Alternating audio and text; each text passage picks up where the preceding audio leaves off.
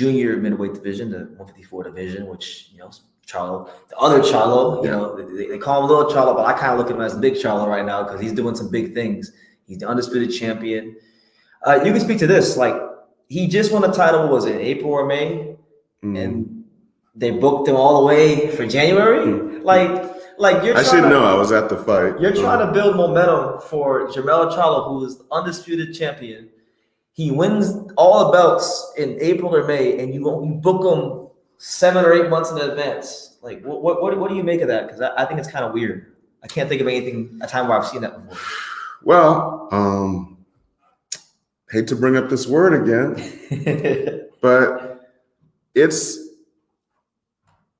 kind of a sideways duck, because there is a man who did say he wants to fight Jermell Charlo, and that man brings more to the table than Zoo does.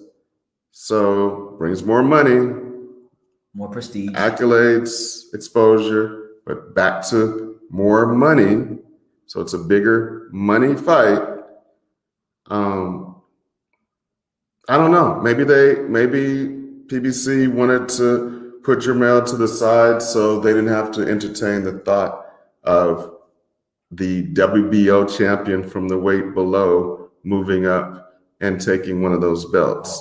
Terence Crawford. Yeah. Maybe. Because I don't really see the logic, as you said, 5, 6, 7, 8, whatever months in advance. That means you're not even entertaining any options. So you've achieved this great feat to become undisputed champion at 154, and then you basically don't even entertain options. You're voluntarily losing momentum. Yeah. Like momentum is a real thing in boxing, especially in this day and age where there's so many weight classes and fighters and promotional entities and social media. You need to be as active as possible, especially when you're a guy like Jermell Charlo, who's exciting, who brings so much with him, like his personality, all that kind of stuff. 7 months is just it's foolishness. Yeah, I mean, it's just like, okay, it's like putting yourself on the shelf. So, and it leaves too much room for interpretation, because you might say Crawford, right? Which I think that's part of it. But then, maybe some people might say he's ducking Sebastian Fundora, because Fundura's got a date in October, and a lot of people want to see Charlo versus Fundora, and they feel like maybe this is pushing that possibility back. Yeah. See, let me show you the consistency. So I don't want to hear anything about either one of us being biased. I'm not going to say ducking Sebastian, because what is Sebastian really bringing to the table? Is Sebastian bringing all this to the table, that this is going to be a big money fight for Jermell?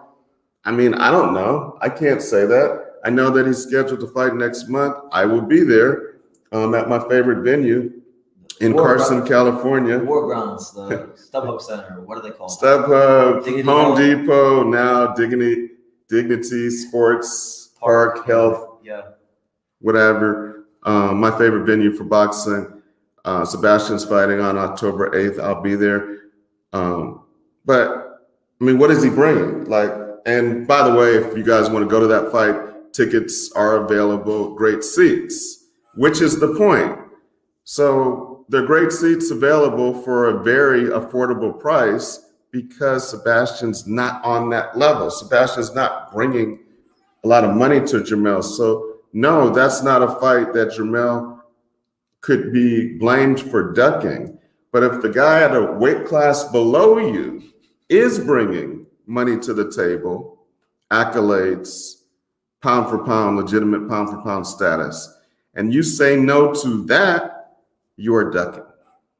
That's a bad look if you're ducking a guy like Terence Crawford, who turned pro at 135.